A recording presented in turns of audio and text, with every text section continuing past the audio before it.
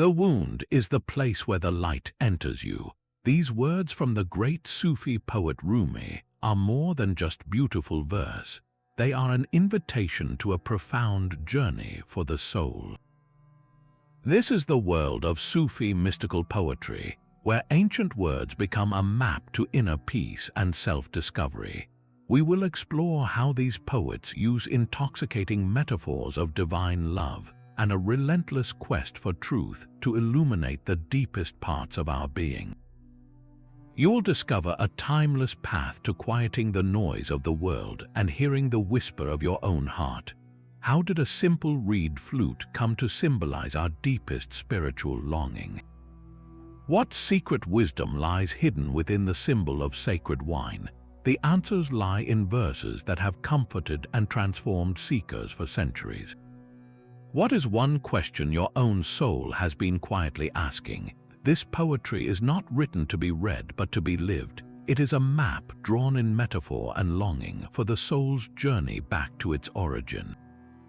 Within the mystical tradition of Sufism, which is the heart of Islam, words become a bridge to the unspeakable. How does one describe the taste of infinite love, the presence of the divine? Ordinary language fails, so the poets crafted a new one, a language of symbols where every word points to a deeper reality. At its core, this is a love story. The human soul is the lover, separated and yearning for reunion with the divine beloved. This aching longing is the very fuel for the spiritual path. It drives the seeker to shed the layers of the ego, a process known as fana. This is not a physical death, but the annihilation of the selfish self, the false identity that keeps us from experiencing our true nature. To express these radical ideas, the poets used imagery that would both reveal and conceal. The sacred wine they sing of is not a drink. It is the intoxicating ecstasy of divine love that makes you forget everything but the beloved. The tavern is not a building. It is the heart, the inner sanctuary where this sacred communion occurs, and the lonely cry of the reed flute, separated from its reed bed, is the sound of our own souls, remembering a home we have seemingly forgotten but forever yearn to rediscover. That lonely cry of the reed flute is where Rumi began his greatest masterpiece, the Mathnawi. It is a sound that echoes through the centuries, a single note of pure longing. Listen to the reed as it sings. He writes how it tells the tale of separations. It says, "Ever since I was torn from my reed bed, my lament has caused men and women to weep." This is not a song about a simple flute. This is the fundamental cry of the human condition. We are that reed, and our true home is the divine reed bed, the source from which we were cut. Our entire life, with all its joys and sorrows, is a melody born from that original separation, a constant, often unconscious, yearning to return. But Rumi was not always a poet who spoke with this voice. His own transformation was as dramatic as the metaphors he created. He was a respected scholar, a theologian, a man of great learning and status. Then he met a wandering mystic named Shams of Tabriz. Shams was a mirror, a fierce and unpredictable sun who burned away everything Rumi thought he was. Their meeting was a spiritual earthquake. Shams did not care for Rumi's scholarly titles or social standing. He demanded something far more raw and real. He demanded the annihilation of the ego, the very fana the poets described. In his presence, the learned jurist was undone, replaced by a lover consumed by a divine madness. Their intense friendship was a scandal to the community, but it was the crucible in which Rumi's poetry was forged. When Shams eventually disappeared, the pain of that second separation poured out in verses of such intense longing that they became a new language for love. He wrote, "I am so small I can only love. Whether you call me a lover or a drunk, let it be. I have no name, no place. I have erased my own self." From that emptiness, his true voice emerged, not as a scholar, but as a soul on fire. The Mathnawi was born from that fire, a vast ocean of stories and teachings meant to guide others on the same path. It begins with that simple, universal sound, the reed's lament. inviting every one of us to recognize the homesick melody playing within our own hearts. Rumi's fire of longing finds a different yet equally potent expression in the voice of another master, Hafez of Shiraz. Where Rumi's poetry often feels like a soul ascending in a whirlwind, Hafez's verse feels like a quiet, knowing laugh in the moonlight. He was a poet who dared to find God not only in the mosque but also, and perhaps more so, in the ruins of his own broken ego. His sacred space was the tavern. This tavern is not a place of mere debauchery. It is a profound spiritual metaphor for a state of being where all pretense has been shattered. It is the space you find yourself in when your carefully constructed self-image, built on piety and social approval, has completely collapsed. In this tavern of ruin, you have nothing left to prove. Your spiritual pride is gone. And it is in this very state of humble brokenness, Hafez suggests that the heart is finally clean enough to receive the divine. He writes with audacious joy, "I have no virtue except my deep love for the tavern.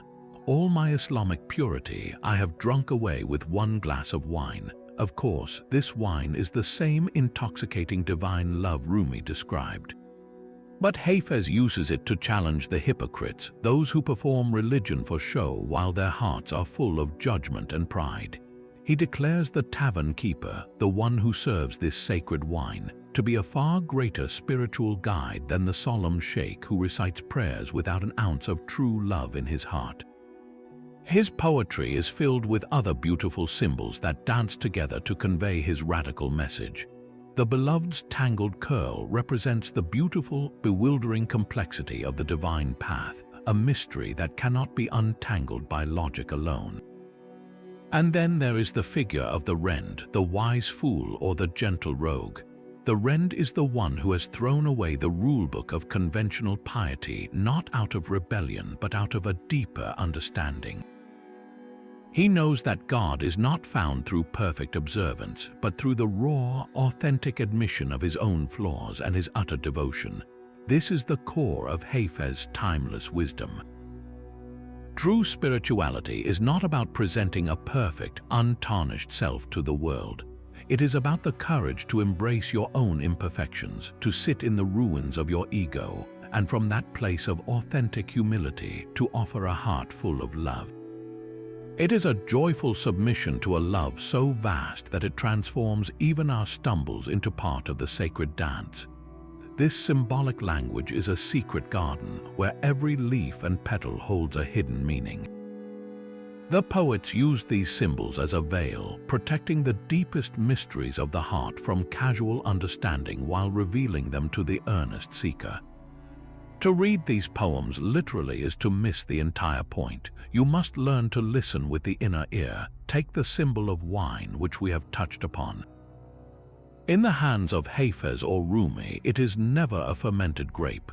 It is the intoxicating ecstasy of divine knowledge, a direct experience of truth that utterly transforms the one who drinks it.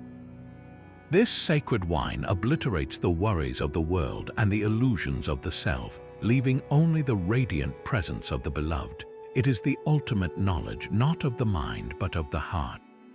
And who is this beloved that the poets address with such passionate, human-like yearning? The beautiful face, the intoxicating eyes, the cruel indifference that causes such agony in the verses, all point to a single reality. The beloved is always God, the divine source, the ultimate object of all love and desire. Every human love we ever feel is merely a faint reflection of this one primordial love. By using the language of a human romance, the poets make an unimaginable cosmic connection feel intimate, personal, and achingly real. Our soul is the lover, lost in adoration, and every moment of separation is a lesson in longing that draws us closer. This celestial romance plays out beautifully in the timeless dialogue between the nightingale and the rose. The nightingale is the soul pouring out its heart in a beautiful, mournful song. It sings through the night, its melody an expression of pure, unrequited longing. And the rose it sings to, that perfect, blossoming beauty, is the divine presence, the face of the beloved. The rose is silent, radiant, and self-contained. It does not need the nightingale's song, yet its very existence inspires it. This captures the dynamic of the seeker and the sought. Our prayers, our yearning, our very spiritual search is the nightingale's song. It is beautiful and necessary for us, but the divine beauty simply is in its full and glorious bloom. Together, these symbols form a complete mystical vocabulary. The wine is the experience of union, the beloved is the goal, the nightingale is the seeker's heart, and the rose is the glimpse of eternity that keeps it singing.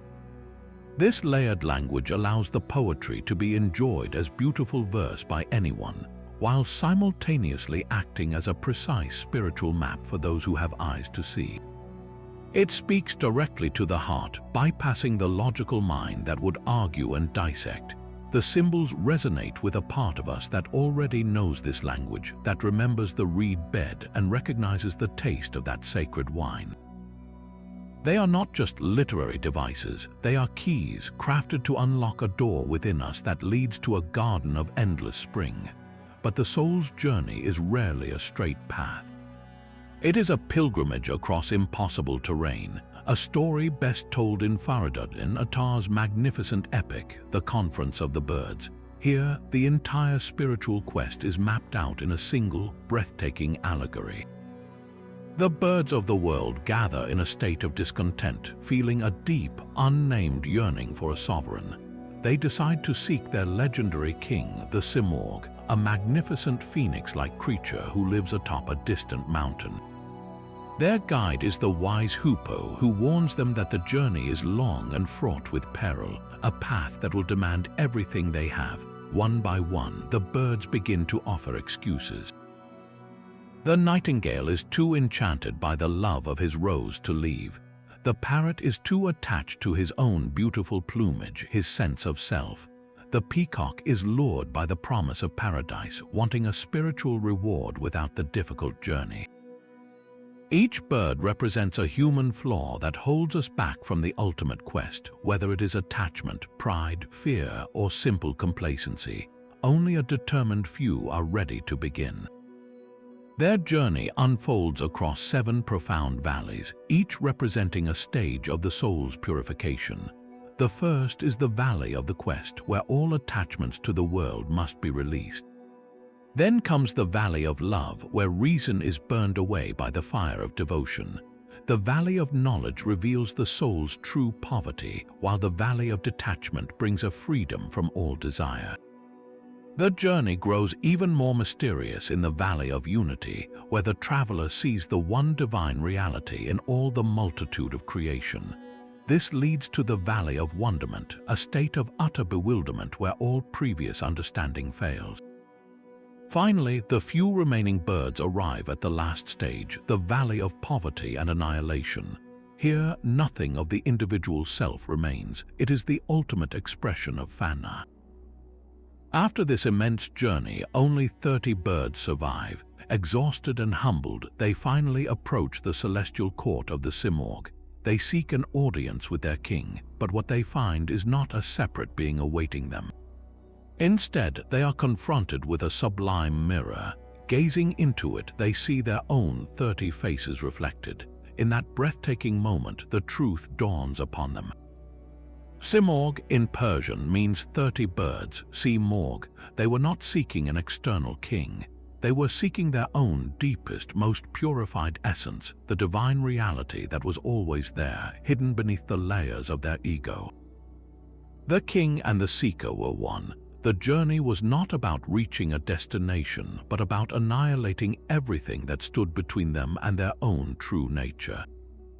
Attar's conclusion is one of the most stunning in all of literature, a perfect poetic expression of the mystical truth that the seeker and the sought are not two but one.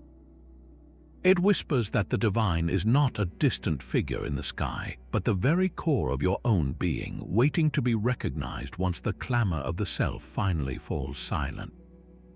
While the birds of Attar's tale discovered their true nature through a long and arduous quest, another voice from the early dawn of Sufism offered a far more direct path. It was the voice of a woman, Rabia al-Basri, whose poetry burned with a devotional fire so pure it would redefine the very nature of divine love. In an era of strict religious observance, her words cut through convention to the heart of the matter. She was not a scholar debating theology, but a lover consumed by a single, all-encompassing flame. Her relationship with God was one of such profound intimacy that it rendered all other motivations meaningless. She famously declared, "O my Lord, if I worship you from fear of hell, burn me in hell, and if I worship you from hope of paradise, exclude me from it. But if I worship you for your own sake, then do not withhold from me your eternal beauty."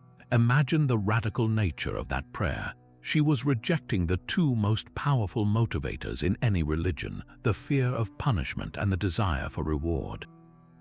For Rabia, both were forms of selfishness, subtle ways of still clinging to the ego. To love God because you are afraid of hellfire is to love your own safety.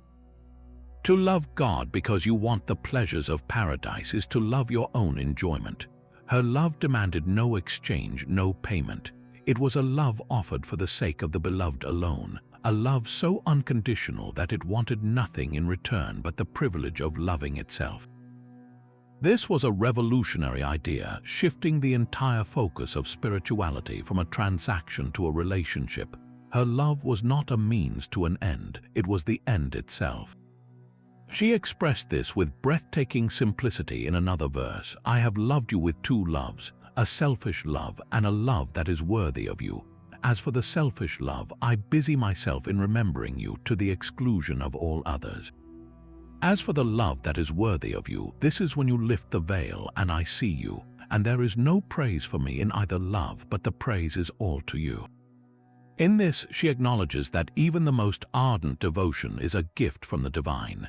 Her entire being was absorbed in this one-pointed passion. Stories say she would walk through the streets of Basra with a torch in one hand and a bucket of water in the other. When asked why, she replied that she wanted to set paradise on fire and extinguish the flames of hell so that people would love God for God alone without any thought of reward or punishment. Her voice introduced a deeply personal and ecstatic form of devotion that would become the lifeblood of all the Sufi poetry that followed. Rumi's longing, Hafez's joyful submission, and Attar's quest all rest upon the foundation she laid, the uncompromising belief that love is not just a path to God, but the very substance of reality itself. Her fire lit a torch that would illuminate the hearts of seekers for 1,000 years, proving that the most powerful map for the soul's journey is not written in rules, but in the raw, untamed language of the heart. Rabia's fire of unconditional love needed a vessel, a way to move from the page and into the very pulse of the seeker. That vessel is found in the ancient practice of sama, or spiritual listening. This is where poetry leaps from the silent page to become a living, breathing experience. In gatherings of Sufi mystics, verses from Rumi, Hafez, and others are not merely read aloud. They are sung with haunting melodies accompanied by the rhythmic beat of the frame drum and the soulful cry of the reed flute. The words become a gateway and the music becomes a current designed to carry the listener inward.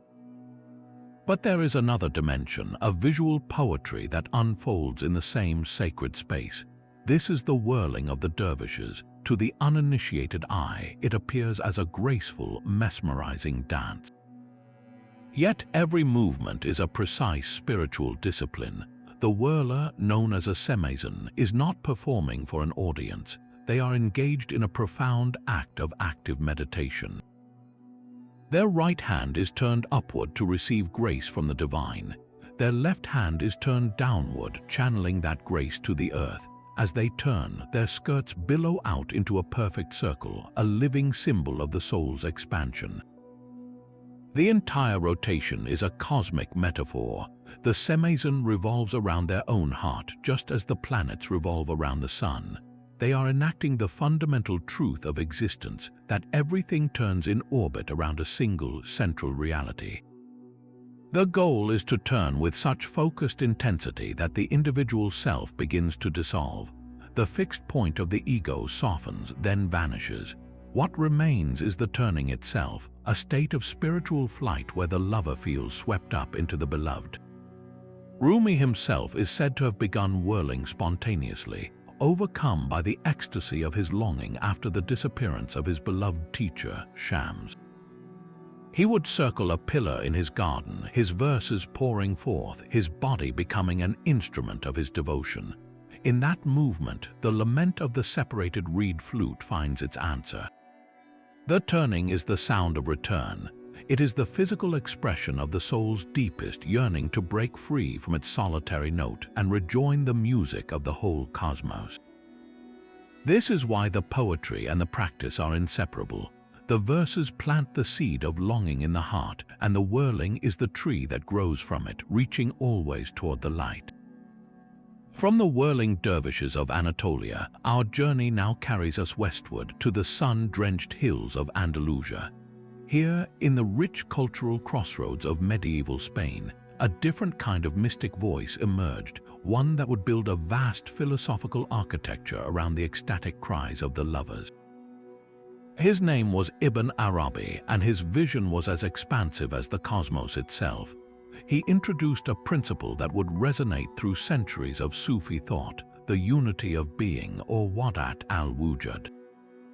This is not a simple idea, but its essence is breathtaking.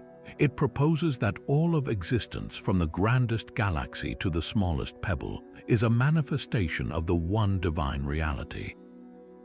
Nothing exists apart from it. Think of the ocean and its waves. You cannot have a wave that is separate from the ocean. The wave is a temporary form the ocean itself takes. In the same way, Ibn Arabi saw the entire universe as the self-expression of the divine, a continuous, flowing revelation of its own hidden beauty and qualities. This philosophy fundamentally reshaped the purpose of love and perception. If everything is a manifestation of God, then the entire world becomes a mirror. The captivating beauty of a human face, the serene majesty of a mountain, the intricate pattern on a leaf, none of these are separate from the source of all beauty. They are that beauty made temporarily visible.